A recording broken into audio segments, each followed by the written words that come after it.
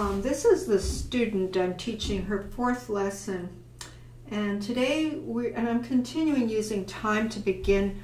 I'm not filming her lessons right now. I'm going to give that a number of months to transpire to catch up with her progress, but I will be outlining what I'm doing with the student. We're now on the time to begin, where we're learning about repeated notes. And one thing that almost universal to most students is when they play repeated notes, they have gaspy sounds between the notes.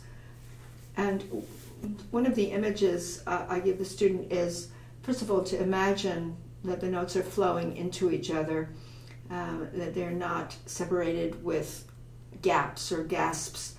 And I show them how I use the wrist to do that, like this, because the very first notes are two repeated black notes. And actually, in this particular piece where the repeated notes occur, we are working with the triple blacks. So this piece is called On the Bleachers, and here's what it sounds like. And it's forte, because the student has learned that F is forte, big singing tone. And first, I was showing her how to play this.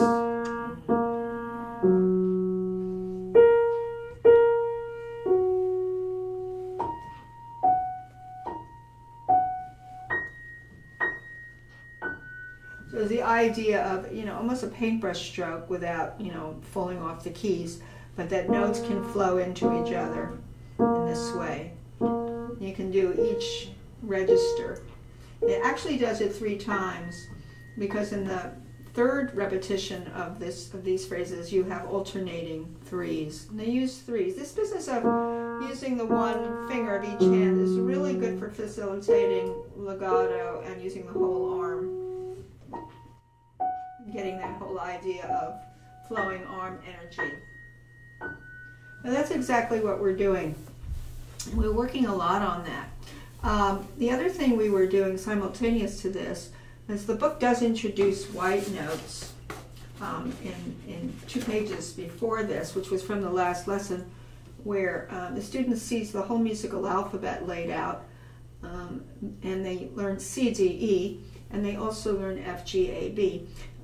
They will circle the black keys that are near C, D, E, so they see those neighborhoods and how C, D, E is identified by being close to the twin blacks, and FGAB is close to the triple blacks.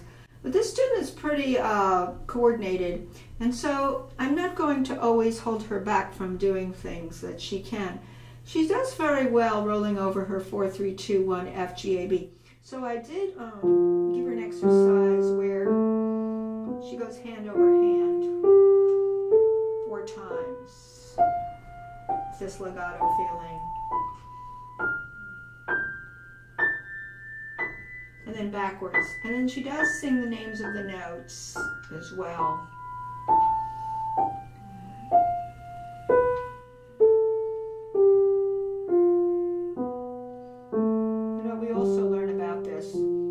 The hands hang off the arms in a very natural way, that you don't curl your fingers under, you don't tighten fingers you're not using, you don't tighten your hand, you don't stress out your fingers and use a stiff approach or a stiff hand position.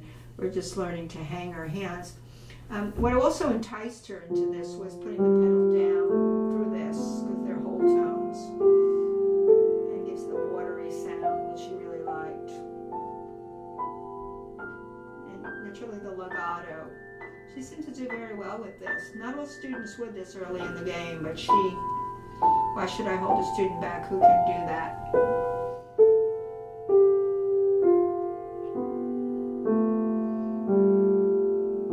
And I'm testing that her arms are suspended like that.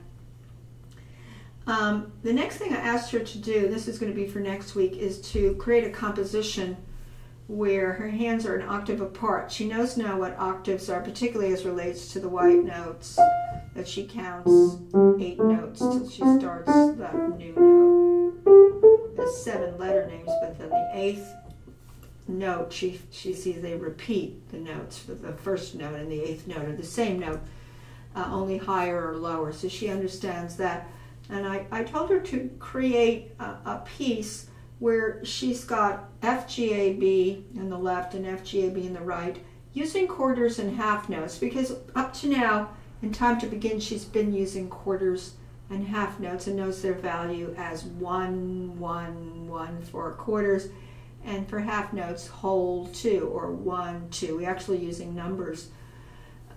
So I gave her an example just to show what could be a possibility.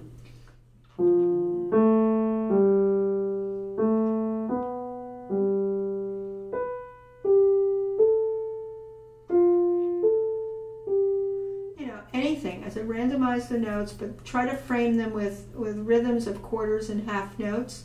I could have said, restricted her to 5 beats per group or 6 or 8, but I'm going to let her do what she wants. She's been used to seeing symmetrical groups in her music, where there's a group of 5 beats, there was another group of 5, which is nice about Time to Begin, is has some, it doesn't stick to the 2-note phrases, but goes into 5 notes per group, might go 7 notes, and this is very good. So this is something I want her to do, and I will create accompaniment for it.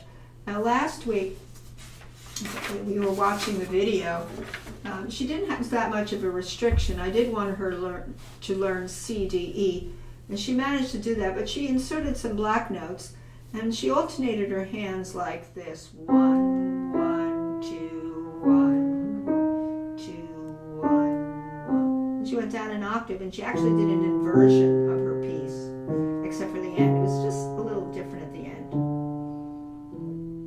So it worked very well, and I did a little accompaniment where when she played her part, I'll play both. She naturally used, divided into phrases with each hand. But if I, show you what I actually did in terms of the accompaniment, yeah, I did this.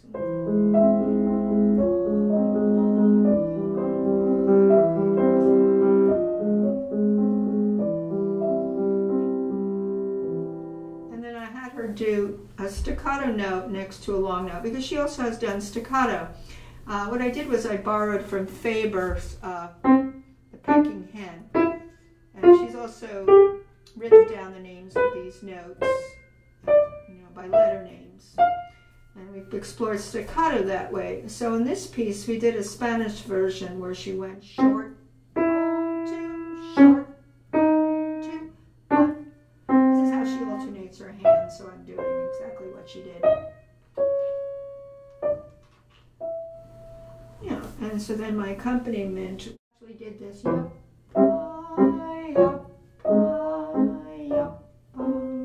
Yep, yep.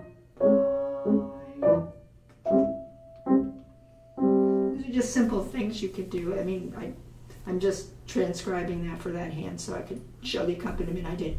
But this is very nice. The other thing that could evolve from her new exercise, which is FGAB in each hand, and she can go backwards, forward, she can alternate notes, she can skip, she can step.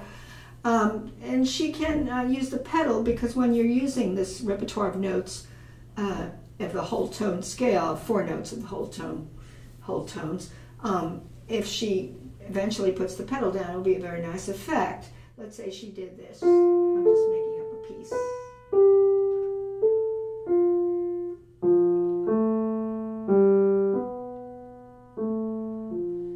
Then she can put the pedal down.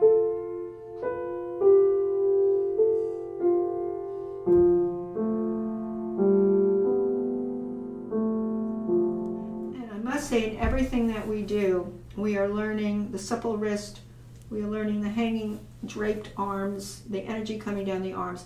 Nothing is isolated from the physical approach that is part of all piano playing from any level. Especially at this beginning level, we are very reinforcing of relaxation, singing tone, imagination, and what I called the illusion of legato when you play repeated notes. I mean, having her practice a bunch of them over the black notes. So I'm using the pedal here, but even without the pedal, you have the illusion of the,